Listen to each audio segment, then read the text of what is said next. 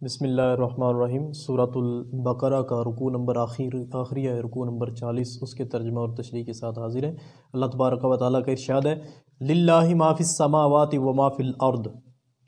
اللہ تبارک و تعالیٰ ہی کا ہے جو کچھ زمینوں میں ہے اور جو کچھ آسمانوں میں ہے۔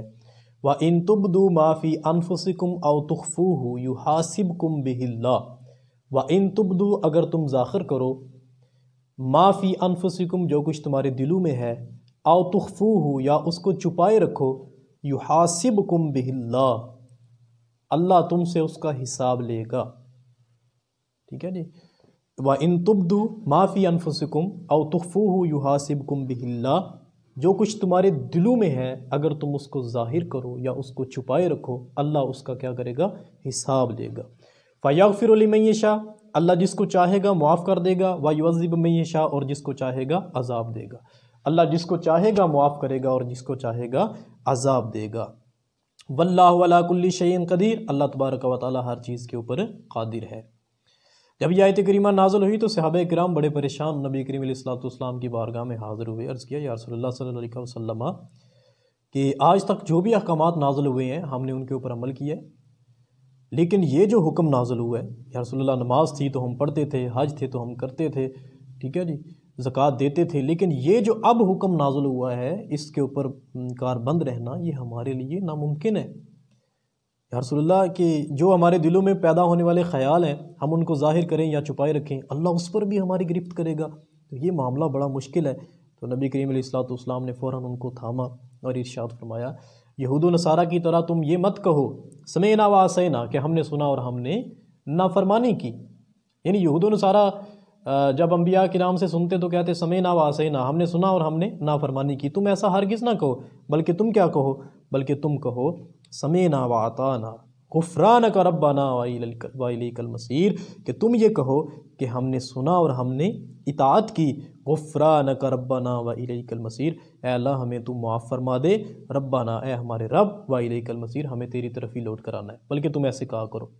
جب صحابہ نے یہ سنا، حضور علیہ السلام نے تسلی دی، تو صحابہ کرام نے نبی کریم علیہ السلام کی فوراً اس بات کو مانا اور زبانوں پر جاری ہو گیا سمعنا و اطعنا۔ یہ سمعنا و اطعنا یہ جو پوری دعا ہے، غفرانک ربنا و الیک المصیر، یہ دعا جب صحابہ کرام کی زبانوں کے اوپر جاری ہوئی تو اللہ تبارک و تعالیٰ نے ان کے بارے میں ارشاد فرمایا، آمن الرسول، یہ جو آگے آیت کریمہ جس کی ہم آگے پڑھنے والے ہیں ترجمہ اور تشریح، کہ رسول اللہ صلی اللہ علیہ وسلم ایمان لائے بما انزل الیہ، جو آپ کے اوپر نازل کیا گیا، من ربہ، اپنے رب کی طرف سے۔ تو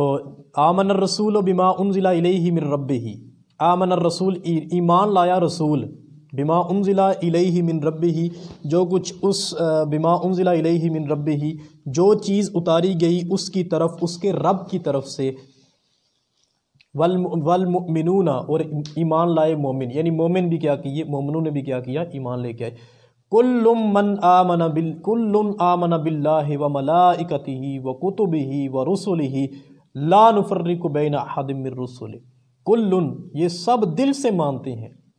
باللہ، اللہ، یہ سب دل سے اللہ کو بھی مانتے ہیں، وملائکتہ، اللہ کے فرشتوں کو بھی مانتے ہیں، وکتبہ، اللہ کی کتابوں کو بھی مانتے ہیں، ورسلہ، اللہ کے رسولوں کو بھی مانتے ہیں، اور کہتے یہ ہیں لا نفرق بین احد من رسل، اللہ کے رسولوں میں سے ہم کسی کے درمیان فرق نہیں کرتے۔ وقالوا، اور کہتے کیا ہے؟ انہوں نے کہا، وقالوا صیغہ ماضی ہے، انہوں نے کہا سمعنا و اطعنا، ہم نے سنا اور ہم نے اطاعت کی۔ یعنی جب نبی کے پاس آئے تو نبی کریم علیہ السلام نے سمجھایا تو فوراً ان کی زبانوں کے اوپر جاری ہو گیا سمعنا و اطعنا، ہم نے سنا اور ہم نے اطاعت کی۔ غفرانک ربنا و الیک المصیر، غفرانک، ہم تیری بخشش کے طلبگار ہیں۔ غفرانک کا کیا مطلب ہے؟ ہم تیری بخشش کے طلبگار ہیں، وَإِلَيْكَ الْمَصِيرُ، اور ہمیں تیری طرف ہی لوٹ کر آنا ہے۔ لا یکلف اللہ نفسا الا وسعها، ذمہ داری نہیں ڈالتا اللہ تعالیٰ کسی شخص پر الا وسعها، مگر جتنی وہ استطاعت رکھتا ہے، جتنی وہ طاقت رکھتا ہے۔ یعنی جتنی اللہ تبارک و تعالیٰ کسی بندے کی استطاعت ہوتی ہے اس کے مطابق ہی اس کو تکلیف دیتا ہے، جتنی بندے کی برداشت نہیں ہوتی اللہ اس سے زیادہ بندے کو تکلیف نہیں دیتا۔ لہا ما کسبت و علیہا مکتسبت، اس کو اجر ملے گا جو اس نے نیک کام کیا، وعلیہا مکتسبت، اور اس پر وبال ہوگا جو اس نے برا کام کیا، یعنی لہا ما کسبت، جتنا بندہ کماتا ہے وہ اپنے لیے کماتا ہے، وعلیہا مکتسبت، اور جو برے کام کرتا ہے اس کا انجام بھی بندے کو خود بھگتنا پڑتا ہے۔ ربنا لا تواخذنا، یہ پوری ایک دعا ہے، ربنا اے ہمارے رب، لا تواخذنا اے ہمارے رب نہ پکڑ ہم کو، ہمارا مواخذہ نہ فرما، ان نسینا اگر ہم بھول بیٹھیں، اے اللہ ہم اگر بھول بیٹھیں تو ہمارا مواخذہ نہ فرما،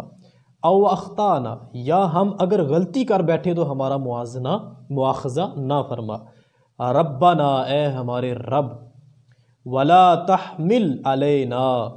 نہ ڈال ہمارے اوپر، اسرن بوجھ، کما جیسے حملتہ تو نے ڈالا علی الذین من قبلنا ان لوگوں پر بوجھ ڈالا جو ہم سے پہلے تھے۔ اے اللہ، پھر دیکھیں ترجمہ، ربنا ولا تحمل علینا اسرا کما حملتہ علی الذین من قبلنا، اے اللہ ہم پر وہ بوجھ نہ ڈال جو تم نے ہم سے پہلے لوگوں کے اوپر جو بوجھ ڈالا تھا، ربنا اے ہمارے پروردگار، ولا تحملنا ہم پر وہ بوجھ نہ ڈال، ما لا طاقت لنا جس کو اٹھانے کی ہم طاقت نہیں رکھتے، اے اللہ ہمارے اوپر وہ بوجھ نہ ڈال جس بوجھ کو اٹھانے کی ہم طاقت نہیں رکھتے، واعف عنا اے اللہ ہمیں بخش دے، واغفر لنا اور ہمیں معاف فرما، ہمیں بخش دے، واعف عنا ہم سے درگزر فرما، واغفر لنا اور ہم کو بخش دے، وارحمنا اور ہمارے اوپر رحم فرما، انت مولانا تو ہی ہمارا دوست ہے، فانصرنا علی القوم الکافرین ہمارا کفار کی قوم پر ہماری مدد فرما، یعنی وہ جو کافروں کی قوم ہے اس کے اوپر ہماری کیا کر، مدد فرما۔ استغفر اللہ من ذالک۔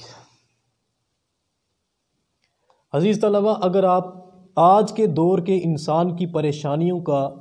کمپیریزن کریں گزشتہ لوگوں کی پریشانیوں کے ساتھ، تو گزشتہ لوگوں کی بنسبت آج کا انسان زیادہ پریشان ہے۔ اس کی وجہ یہ ہے کہ جب ہم بچپن میں تھے تو ہمارے گھروں کے اندر صبح پی ٹی وی، ایک پاکستان ٹیلی ویژن ایک ہی چینل ہوتا تھا، اس کے اوپر یہ جو دعا ابھی آپ نے ترجمہ اور تشریح کے ساتھ پڑھی سورۃ البقرہ کی آخری 2 آیات کے اندر جو دعا ہے، یہ ہمارے گھروں میں گونجا کرتی تھی، اور حضور نبی کریم صلی اللہ علیہ وآلہ وسلم کی حدیث مبارکہ ہے کہ جس گھر کے اندر سورۃ البقرہ کی آخری 2 آیات کی تلاوت کی جاتی ہے، شیطان اس گھر کے قریب بھی نہیں پھٹکتا۔ ہم آج اس لیے پریشان ہیں کہ ہمارے گھروں کے اندر جو گزشتہ دنوں کے اندر، گزشتہ چند سالوں کے اندر ہمارے گھروں میں جو دعا چلا کرتی تھی با آواز بلند، اور سارے وہ سنتے تھے، اور وہ اتنی درد بری آواز کے ساتھ وہ پڑھتے تھے، میں وہ آپ اس کا ترجمہ میں دوبارہ آپ کے سامنے کر دوں، ان کا انداز کیا ہوتا تھا، ربنا ولا تحملنا ما لا طاقت لنا بہ، اے اللہ ہمارے اوپر وہ بوجھ نہ ڈال جس کو اٹھانے کی ہم طاقت نہیں رکھتے۔ تو اتنی درد بھرے انداز میں وہ ایک چھوٹے مزدور طبقے سے لے کر بڑے لوگوں تک، وہ ملک و قوم، افواج پاکستان کی حفاظت کرنے والے ہر ادارے کے ساتھ، وہ ہر ادارے کو دعا کے اندر یاد رکھا جاتا تھا۔ تو ہمارے گھروں کے اندر رحمتوں کا نزول بھی انہی آیات کی برکت سے ہوتا تھا۔ کاش آج بھی وہ دور لوٹ آئے اور ہمارے گھروں کے اندر وہ پی ٹی وی کے اوپر چلنے والی دعا واپس چلے۔ حضور نبی کریم صلی اللہ علیہ وآلہ وسلم نے اپنے گھروں کے اندر سورۃ البقرہ کی آخری 2 آیات کو پڑھنے کی نصیحت و وصیت فرمائی ہے، بلکہ حضرت علی المرتضیٰ شیر خدا رضی اللہ تعالی عنہ فرمایا کرتے تھے کہ یہ حضور نبی جو سورۃ الفاتحہ، آیت الکرسی اور سورۃ البقرہ کی آخری 2 آیات، یہ اللہ کے نبی ہمارے لیے ایک تحفہ لے کے آئے تھے معراج کی رات سے۔ ویسے معراج کے جو تحائف جو نبی کریم علیہ الصلوۃ والسلام لے کے آئے تھے، ان میں سے زیادہ مشہور تو ایک ہی ہے کہ نماز آپ تحفہ لے کے آئے تھے، لیکن جو تحفے تھے وہ 3 تھے۔ 5 نمازیں آپ لے کے آئے تھے، اور سورۃ البقرہ کی آخری 2 آیات لے کے آئے تھے، اور اگر کوئی امتی شرک نہیں کرتا تو شرک کے علاوہ اس کے سارے گناہوں کی معافی کا پروانہ آپ لے کے معراج کی رات واپس تشریف لائے تھے۔ حضرت معاذ بن جبل رضی اللہ تعالیٰ عنہ یہ کھجوروں کی حفاظت پر مامور تھے۔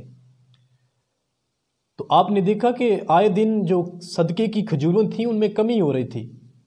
اور ظاہری طور پر کوئی چوری کرنے والا بھی نظر نہیں آتا تھا۔ آپ فرماتے ہیں کہ میں حضور کی بارگاہ میں حاضر ہوا، میں نے عرض کیا یا رسول اللہ صلی اللہ علیہ وسلم ایسے صدقے کی کھجوریں کم ہو رہی ہیں، چرانے والا بندہ نظر نہیں آتا۔ تو حضور نبی کریم صلی اللہ علیہ وسلم نے ارشاد فرمایا اے معاذ بن جبل، وہ شیطان تھا جو کھجوریں چرایا کرتا تھا، وہ آج پھر آئے گا۔ تو حضرت معاذ بن جبل آپ فرماتے ہیں کہ میں دروازے کو میں نے بند کیا جس کمرے کے اندر کھجوریں پڑی تھی، اور میں کمرے کے اندر ہی چھپ کے بیٹھ گیا۔ جب تاریکی چھا گئی تو میں دیکھ رہا تھا کہ شیطان آیا، اس نے مختلف کیفیات کو اپنایا، اور ایک ایسے سانچے میں اس نے اپنے آپ کو ڈالا کہ وہ دروازے کے جو ایک تھوڑی سی جگہ بنی ہوتی ہے اس سے اندر آ گیا۔ اندر آیا، جب وہ کھجوریں چرانے لگا تو میں نے جا کے اس کو اوپر سے پکڑ لیا۔ میں نے کہا تو کون ہے اور ہماری کھجوریں کیوں چوری کرتا ہے؟ تو اس نے ایک بستی کا نام لیا کہ میں فلاں فلاں بستی کا جن ہوں، اور تمہارے نبی کی آمد سے پہلے میں یہیں رہا کرتا تھا، تو جب تمہارا نبی مبعوث ہوا تو ہمیں یہاں سے نکال دیا گیا۔ تو حضرت معاذ بن جبل فرماتے ہیں کہ میں نے اس کو پکڑ کے میں نے کہا میں تجھے نبی کی بارگاہ میں پیش کروں گا۔ تو اس نے ترلے کرنے شروع کر دیے، کہتا ہے مجھے اپنے نبی کے پاس نہ لے کے جانا، میں قسم اٹھاتا ہوں کہ میں آئندہ نہیں آؤں گا۔ آپ فرماتے ہیں کہ اس نے مجھے واسطے دیے کہ میں صاحب اولاد ہوں، بھوکا ہوں، میرے بیوی بچوں کو کھانے کی ضرورت ہے، میں اس لیے آیا ہوں۔ آپ فرماتے ہیں میں نے اسے چھوڑ دیا، وہ چلا گیا۔ ادھر جبریل امین نے اس سارے معاملے کی خبر رسول دو عالم صلی اللہ علیہ وسلم کو دے دی۔ صبح جب حضرت معاذ بن جبل حضور نبی کریم علیہ السلام کی بارگاہ میں حاضر ہوئے تو آپ نے پوچھا معاذ رات کو کیا معاملہ ہوا رضی اللہ تعالیٰ عنہ؟ عرض کیا یا رسول اللہ وہ آیا اور کھجوریں چرانے لگا، میں نے اس کو پکڑ لیا، تو وہ واسطے ڈالنے لگا تو میں نے اس کو چھوڑ دیا۔ رسول اللہ صلی اللہ علیہ وسلم نے فرمایا وہ آج پھر آئے گا۔ حضرت معاذ بن جبل فرماتے ہیں کہ میں واپس آیا، وہی کیفیت بنا کے میں پھر بیٹھ گیا، وہ اسی کیفیت میں پھر کھجوریں چرانے لگا، تو میں نے اس کو پکڑ لیا، وہ دوبارہ واسطے ڈالنے لگا۔ تو میں نے کہا آج میں نہیں تجھے چھوڑوں گا، آج میں نبی کریم علیہ السلام کی بارگاہ میں تجھے پیش کر کے رہوں گا۔ اس نے کہا مجھے چھوڑ دو، میں تمہیں ایک ایسی چیز بتاتا ہوں اگر تم تلاوت کرو گے تو جو شیاطین ہیں وہ اور ہماری پوری برادری میں سے کوئی بھی بندہ اس گھر کے اندر نہیں گھسے گا جس گھر کے اندر وہ وظیفہ کیا جاتا ہو۔ تو اس نے حضرت معاذ بن جبل رضی اللہ تعالیٰ عنہ کے سامنے کہا کہ جب تم میں سے کوئی سورہ بقرہ کی آخری 2 آیات پڑھ لیتا ہے تو ہم اور ہماری برادری میں سے جس گھر کے اندر سورۃ البقرہ کی آخری 2 آیات پڑھی جاتی ہیں، ہماری پوری برادری میں سے کوئی بندہ اس گھر کے اندر داخل نہیں ہو سکتا۔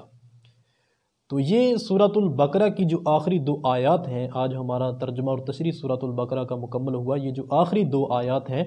آمن الرسول سے لے کر علی القوم الکافرین تک، ان کی بڑی اہمیت و فضیلت ہے۔ معراج کی رات حضور نبی کریم صلی اللہ علیہ وسلم کو یہ 2 آیات تحفے کے طور پر نبی کریم علیہ السلام کو اللہ تبارک و تعالیٰ کی جناب سے عطا کی گئی، اور خود حضور نبی کریم صلی اللہ علیہ وسلم کا ارشاد گرامی قدر ہے، آپ فرماتے ہیں کہ سورہ بقرہ کی یہ جو آخری آیتیں ہیں نا، 2 آیتیں جن کے ساتھ اللہ تبارک و تعالیٰ نے سورۃ البقرہ کا اختتام فرمایا ہے،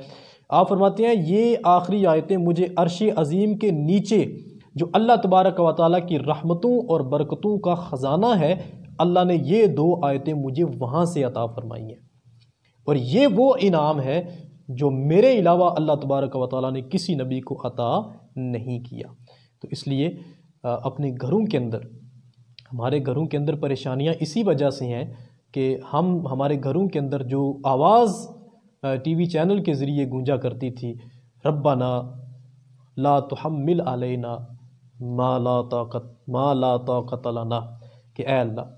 ولا تحملنا ما لا طاقت لنا، کہ ہمارے اوپر وہ بوجھ نہ ڈال جس کو اٹھانے کی ہم طاقت اور گنجائش نہیں رکھتے۔ اور یہ والی دعا ربنا ولا تحمل علینا اسرا کما حملتہ علی الذین من قبلنا،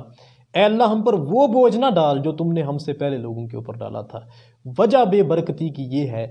وجہ روحانیت کے نہ ہونے کی یہ ہے کہ ہمارے گھروں سے ان آیات کے جو اوراد و وظائف ہوا کرتے تھے وہ ہونا بند ہو گئے ہیں۔ تو یہ آخری 2 آیات ہمیں کوشش کرنا چاہیے ہم ضرور بے ضرور تلاوت کریں۔ آج ہمارا الحمدللہ جو سلیبس تھا وہ مکمل ہوا۔ اللہ تبارک و تعالی یہ ہمیشہ ہمیں ان آیات بینات کو اپنے پیش نظر رکھنے کی توفیق عطا فرمائے۔ السلام علیکم ورحمۃ اللہ وبرکاتہ۔